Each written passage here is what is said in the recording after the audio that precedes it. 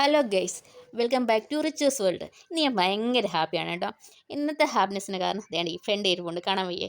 ഈ പെട്ടിയും പൊക്കാണ്ട് എടുത്തുകൊണ്ട് ഞാൻ വിടുന്നത് എൻ്റെ സ്വന്തം നാട്ടിലേക്കാണ്, കുട്ടനാട്ടിലേക്ക്. ഈ യാത്രയ്ക്ക് രണ്ട് പ്രത്യേകതയുണ്ട്. എന്താണെന്നോ, ഒന്ന് ഞാൻ ലാസ്റ്റ് വീട്ടിൽ പോയത് ഓണത്തിനാണ്, പിന്നെ പോകുന്നത് ഇപ്പോഴാണ്. പ്രഗ്നൻ്റ് ആയിരുന്നപ്പോൾ ബെഡ് റെസ്റ്റും, പിന്നെ വാവ് വന്നപ്പോൾ അതിൻ്റെ റെസ്റ്റും. അങ്ങനെ ബെഡ് റെസ്റ്റ് എടുത്ത് ഞാൻ ഭയങ്കര മടിച്ചായി മാറിയിരിക്കുന്നു ഗൈസ്. ബൈ ദ ബൈ, രണ്ടാം പ്രത്യേകത എന്ന് പറയുന്നത് നമ്മുടെ കുഞ്ഞു ചെറുക്കനെയും കൊണ്ട് ആദ്യമായിട്ട് അവൻ്റെ അമ്മയുടെ വീട്ടിലേക്ക് പോവുകയാണ്. കുഞ്ഞുമാവയുടെ ആദ്യത്തെ ലോങ് ട്രിപ്പ് അവൻ്റെ അമ്മയുടെ വീട്ടിലേക്ക്. ശരിക്കും ഉണ്ടല്ലോ, ഇവിടുന്ന് പോകുമ്പോഴേ ഹരിപ്പാട് അമ്പലം കാണുമ്പോഴാണ് എനിക്ക് ഹരിപ്പാട് കഴിഞ്ഞു എന്നൊരു ഫീലിംഗ് വരുന്നത്. ഹരിപ്പാട് കഴിഞ്ഞു, ഇനി അടുത്ത് കുട്ടനാടാണ്, അങ്ങനെ ഒരു ഫീലിംഗ് വരുന്നത്. അവിടെ നിന്ന് വരുമ്പോഴാണെങ്കിൽ ഹരിപ്പാട് അമ്പലം കാണുമ്പോൾ ഹരിപ്പാട് എത്തിയല്ലോ എന്നൊരു ഫീലിംഗ് ഉണ്ടാകുന്നത്. എന്തായാലും വേലായുധ സ്വാമിയുടെ മണ്ണിൽ നിന്ന് കുട്ടനാടുകാരൻ്റെ മണ്ണിലേക്ക് ആ യാത്ര അതേണ്ട ആരംഭിക്കുകയാണെങ്കിൽ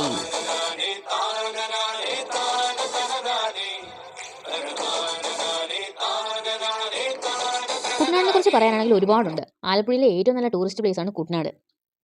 ചുറ്റും പച്ചപ്പും ഹരിതാഭയും എന്താ എന്താ പറയുക, ഇവിടെ കുറച്ച് പേർക്കെങ്കിലും എൻ്റെ വീഡിയോയിൽ ഞാൻ കുട്ടനാടിനെ കുറിച്ച് കാണിച്ചു തന്നിട്ടുണ്ട്, പറഞ്ഞിട്ടുണ്ട്. കുറച്ച് പേർക്കെങ്കിലും അറിയാമെന്ന് എനിക്ക് തോന്നുന്നു. ഇവിടെയെല്ലാം അടിപൊളി പ്ലേസൊക്കെയാണ്.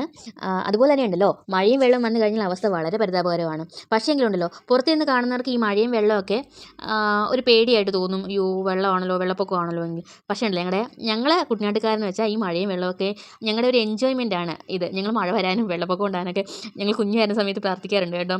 ആ സമയത്ത് വീട്ടിൽ തന്നെ ഇരിക്കാം. പിന്നെ അകത്ത് പുറത്തെല്ലാം വെള്ളം ആയതുകൊണ്ട് അകത്ത് തന്നെ സാധനങ്ങളെല്ലാം കൊണ്ടിങ്ങനെ തരും. അതുകൊണ്ട് എന്താ പറയുക, ഞങ്ങൾക്ക് അങ്ങനെയുള്ള പേടികളൊന്നുമില്ല. വെള്ളപ്പൊക്കം ഉണ്ടാകും. ഇവിടെ രാജേഷേട്ടനൊക്കെ ഭയങ്കര പേടിയാണ്. പക്ഷേ നമ്മൾ ശീലിച്ചു കഴിഞ്ഞാലേ, അതുകൊണ്ട് നമുക്കതിനെക്കുറിച്ച് വലിയ പേടിയോ ഭയമോ ഒന്നുമില്ല. ഈ പാലം കണ്ടോ, ഇതാണ് പുളുങ്കുന്ന് പാലം, ഉടക്ക് പാലം എന്നും പറയും. കാരണം ഉണ്ടല്ലോ, ഈ പാലത്തിന് വീതിയില്ല. ഒരു വണ്ടി കയറി പോകാനുള്ള വീതി മാത്രമേ ഉള്ളൂ. നമ്മൾ കയറുന്ന ടൈമിൽ ഓപ്പോസിറ്റിൽ നിന്ന് വണ്ടി വരികയാണെങ്കിൽ ആരെങ്കിലും ഒരു ടീം പുറകോട്ട് ഇറങ്ങി കൊടുത്തേ പറ്റത്തുള്ളൂ. സിഗ്നൽ ബോർഡും പോലീസുകാരൊക്കെ ഓപ്പോസിറ്റൊക്കെ ഉണ്ട്, സിഗ്നൽ ആയാലൊക്കെ. എന്നാലും പല ടൈമിലും പലർക്കും പണി കിട്ടിയിട്ടുണ്ട്, പുറകോട്ട് ഇറങ്ങി കൊടുക്കേണ്ടതുണ്ട്. പിന്നെ ഉണ്ടല്ലോ, ഇത് ഇറങ്ങിക്കഴിഞ്ഞാലും അവിടെ വണ്ടി തിരിച്ചെടുക്കാനുള്ള സൗകര്യമില്ല. കുറച്ച് സ്ഥലം മാത്രമേ ഉള്ളൂ. പണ്ടൊക്കെ ചേട്ടന്മാർ കളിയാക്കി പറയായിരുന്നു, ഇവിടെ വണ്ടി ഈ പാലത്തിൽ വണ്ടി കയറ്റാൻ പഠിച്ചു കഴിഞ്ഞാൽ എക്സ്പീരിയൻസ് ആയിട്ടുള്ള ആൾക്കാർ മാത്രമേ അങ്ങനെ കയറ്റാറുള്ളൂ. അങ്ങനെ പഠിച്ചവർ ഇൻ്റർനാഷണൽ ലൈസൻസ് വരെ അവർക്ക് സ്മൂത്തായിട്ട് എടുക്കാം, ഏത് ഊടുവഴി കൂടി ഓടിക്കുക എന്നാണ് പറയാറുള്ളത്. ഞങ്ങൾ അകലെ കാണുന്നുണ്ടോ, അതാണ് നമ്മുടെ പുളുങ്ങുന്ന പള്ളിയെ. ഈ കാണുന്നുണ്ടോ, ഇതാണ് നമ്മുടെ പുളുങ്ങുന്ന പള്ളി. ഈ പള്ളി എവിടെയെങ്കിലും എന്തെങ്കിലും ഒരു പരിചയം തോന്നുന്നുണ്ടോ? ഇത് നമ്മുടെ കുട്ടനാട് മാർപ്പാപ്പ സിനിമയില്ലേ, ആ സിനിമ ഷൂട്ട് ചെയ്ത പള്ളി. ക്ലൈമാക്സ് ഒക്കെ ഈ ഫ്രണ്ടിലാണ് ഷൂട്ട് ചെയ്തത്. കാണുമ്പോഴേ അറിയാൻ തോന്നി, ഈ ഫ്രണ്ടിലെ ഈ ആറ്റിലേക്ക് ആ കുട്ടിയെടുത്ത് ചാടുന്ന ലാസ്റ്റ് ക്ലൈമാക്സിൽ. പിന്നെ വിനയ് താണ്ടി വരുവായ തൃഷ ഇറങ്ങി വരുന്നൊരു പള്ളിയുണ്ടല്ലോ, ആ പള്ളി ഇത് തന്നെയാണ്. അങ്ങനെ ആമയും സിനിമ, അങ്ങനെ ഒരുപാട് സിനിമ ഷൂട്ട് ചെയ്തിട്ടുണ്ട്. ഇതാണ് എൻ്റെ വീട്. ഇവിടെ അച്ഛനിപ്പോൾ തൊട്ടിലിടുന്ന തിരക്കിലാണേ. കുഞ്ഞാവ് ഇപ്പോൾ തൊട്ടിലേ കിടന്ന് ഉറങ്ങത്തുള്ളൂ. അവൻ ഉറങ്ങണേ തൊട്ടിൽ വേണം. ഞാൻ വീട്ടിൽ നിന്ന് തൊട്ടിലെടുക്കാൻ മറന്നുപോയായിരുന്നു. അപ്പോൾ വന്ന ഉടനെ അച്ഛനെങ്കിൽ തൊട്ടിലേട്ടാന്ന് പറഞ്ഞിട്ട് തൊട്ടിലേറ്റിക്കൊണ്ടിരിക്കും. പണ്ടൊക്കെ ഇങ്ങനെ തുണിത്തൊട്ടിലാണ് കിട്ടുന്നത്, സാരി വെച്ചിട്ട് തുണിത്തൊട്ടിലാണ് കിട്ടുന്നത്.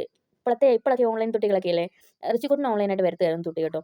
പിന്നെ ഞാൻ എടുക്കാൻ മറന്നു പോയതുകൊണ്ട് പിന്നെ അച്ഛനിവിടെ കിട്ടുവാണ് തൊട്ടി. പണ്ടൊക്കെ ചേച്ചിമാരുടെയൊക്കെ പിള്ളേർക്കൊക്കെ തൊട്ടിൽ കെട്ടി ഞാൻ കണ്ടിട്ടുണ്ട്. പിന്നെ റിച്ചൂട്ടിൻ്റെ സമയത്ത് മറ്റേ ഓൺലൈനായിട്ട് മേടിച്ച തൊട്ടിലായിരുന്നു.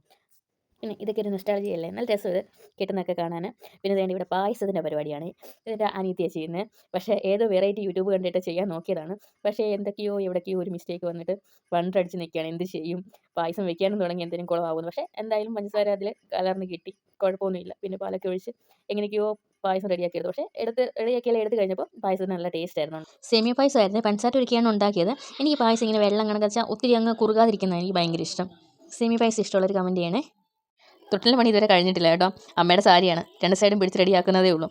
ഷനിയമ്മയാണ് ഇവിടെ ബീഫിൻ്റെ പണിപ്പുരയിലാണ്. എനിക്ക് അമ്മയുടെ ബീഫ് ഫ്രൈ ഭയങ്കര ഇഷ്ടമാണ് കേട്ടോ. അതുകൊണ്ട് തന്നെ അമ്മ ഉണ്ടാക്കുന്ന പഴമാങ്ങ ചമ്മന്തി ഉണ്ട്, അതും ഭയങ്കര ഇഷ്ടമാണ്. ഇത് പഴമാങ്ങ ചമ്മന്തി അരയ്ക്കാനല്ല കേട്ടോ, ഇതെനിക്ക് കഴിക്കാൻ വേണ്ടി ചെത്തിയതാണ്.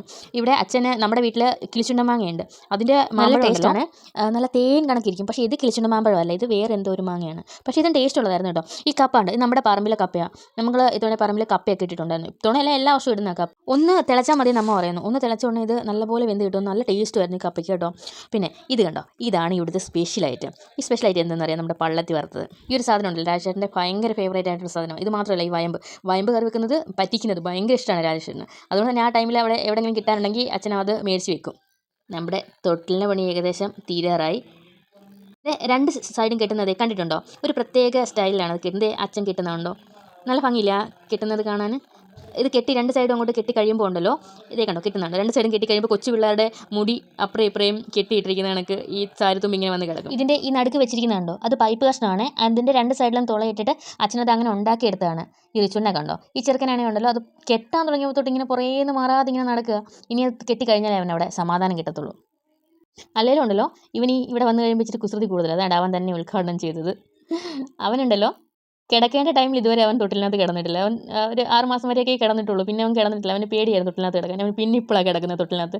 കുഞ്ഞാവയ്ക്ക് വേണ്ടിയുള്ള തൊട്ടിൽ ഏതെല്ലാം അവൻ്റെ ചേട്ടൻ തന്നെ ഉദ്ഘാടനം ചെയ്തു. അപ്പം ഇത്രയുള്ള ഗൈസ്. ഇനിയും കുട്ടനാടൻ വിശേഷങ്ങളായിട്ട് വീണ്ടും കാണാം. അപ്പം നമ്മുടെ വീഡിയോ ഒക്കെ ഇഷ്ടപ്പെട്ടെങ്കിൽ എല്ലാവരും ലൈക്കും ഷെയറും സബ്സ്ക്രൈബും ചെയ്ത് സപ്പോർട്ട് ചെയ്യണേ. Tata bye bye.